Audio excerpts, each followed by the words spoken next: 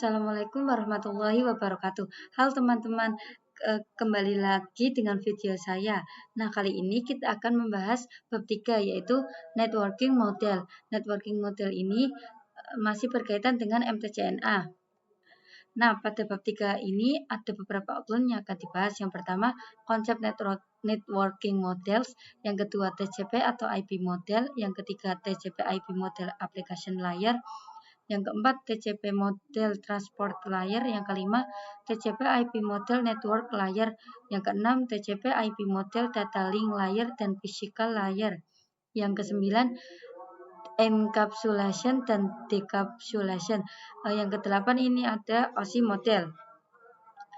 Nah, yang pertama ini kita akan membahas tentang konsep networking model. Konsep networking model ini berkaitan dengan jaringan komputer. Nah, langkah untuk mempelajari administrasi jaringan itu, kita perlu menguatkan basis fundamenta.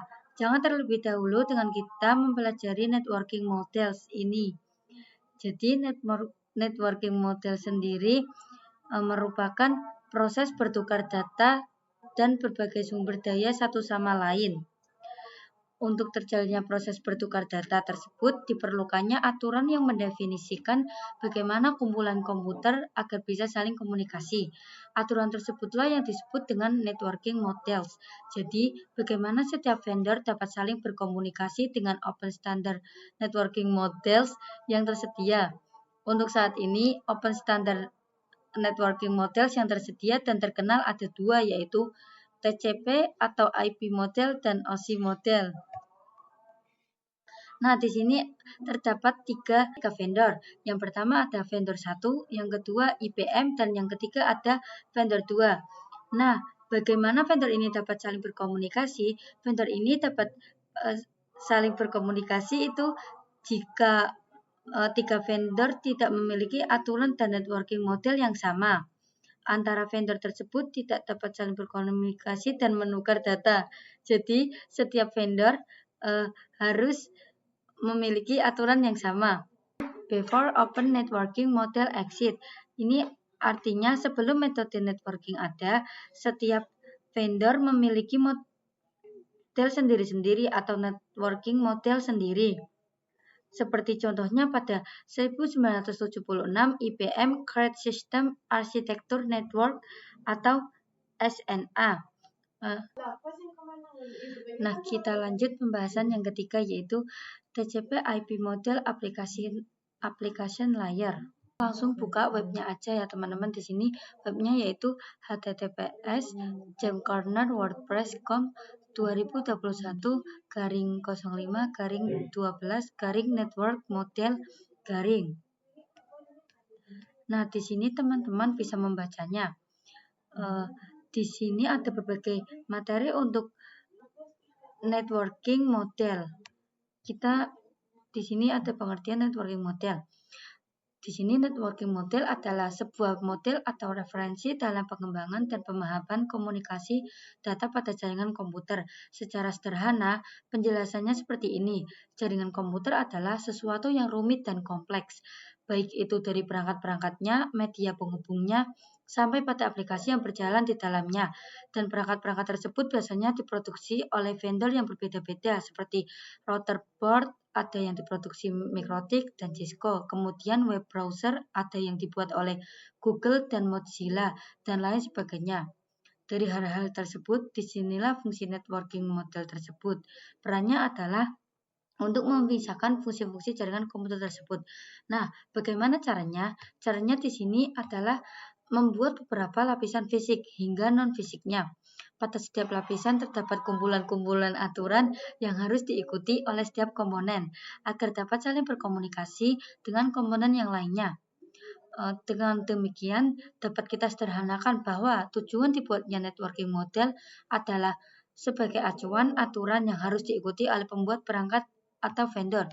Nah, di sini kita dapat lihat ilustrasi dari networking model dan yang tidak menggunakan networking model. Lanjut pembahasan yang keempat yaitu TCP atau IP transportasi layer.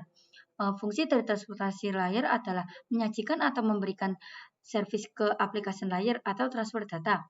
Nah, di sini ada perbedaan antara TCP dan UDP ya, teman-teman.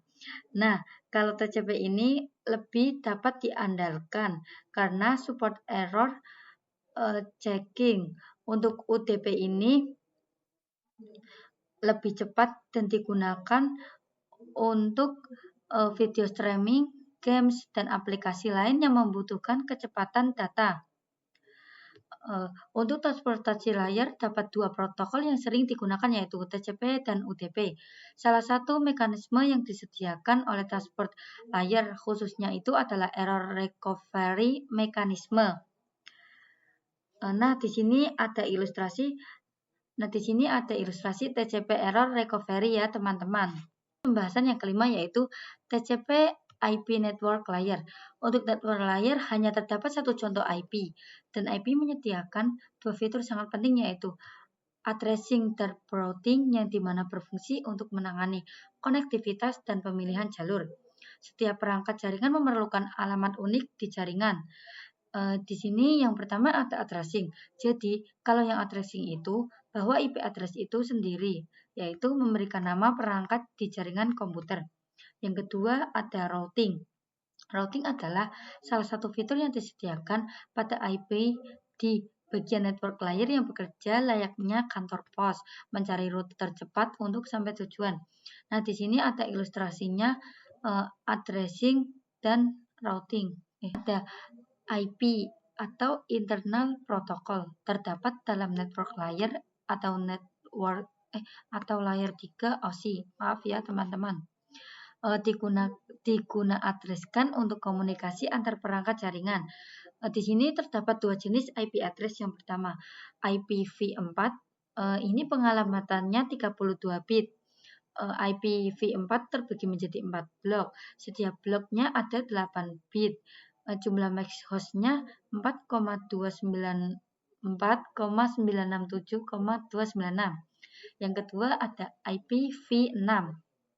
Di sini pengalamannya itu 128 bit. IPv6 terbagi menjadi 8 blok. Setiap blok ada 16 bit ya teman-teman. Jumlah max hostnya ini ya. Di sini juga ada gambaran tentang IP ini, network layer. Kita lanjut pembahasan yang ke-6, yaitu TCP atau IP data link layer dan physical layer.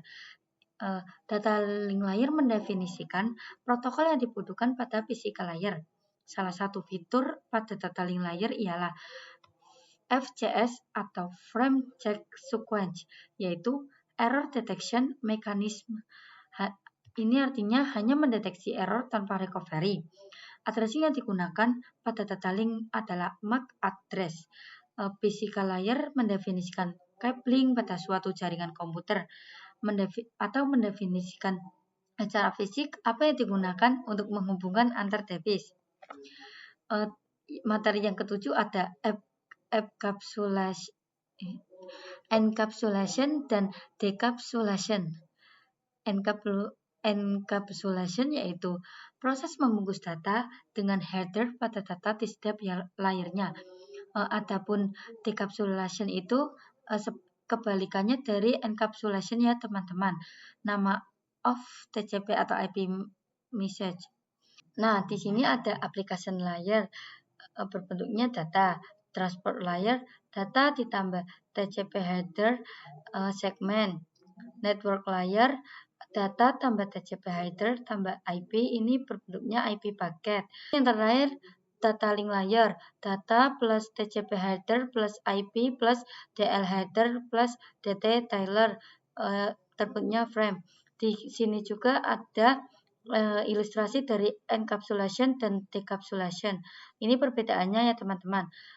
Physical layernya ini berupa bit 0.1, 0.1.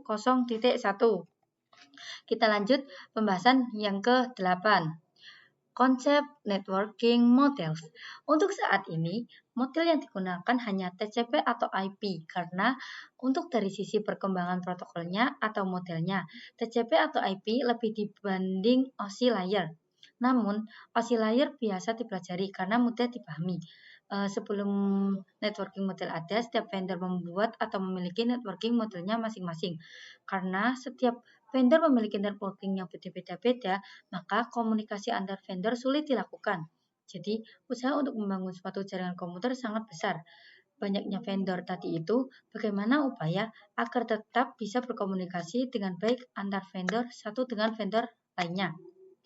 Oleh karena itu, dibuatlah sebuah model atau sebuah standar atau spesifikasi minimum oleh ISO atau Internal Organization for Standardization pada tahun 1984, yaitu dengan nama OSI, Open System Interconnection, atau bisa juga disebut OSI 7 Layer Model.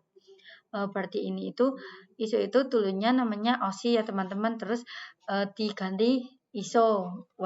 Oke, kita lanjut pembahasan yang ke-9, yaitu OSI model layers. Di sini terdapat 7 lapisan layer pada model OSI. Yang pertama ada application layer, ini presentation layer, session layer, transport layer, network layer, data link layer, physical layer. Di sini juga ada lower layer. Lower layer ini berkaitan dengan user interface, data formatting, dan communication session 1 sampai 4. Juga ada upper layer. Upper layer ini berkaitan dengan bagaimana data itu mengalir. 5 sampai 7. Di sini ada gambaran-gambarannya. Video dari saya. Mohon maaf apabila ada kesalahan kata. Terima kasih sudah menonton. Wassalamualaikum warahmatullahi wabarakatuh. Dadah.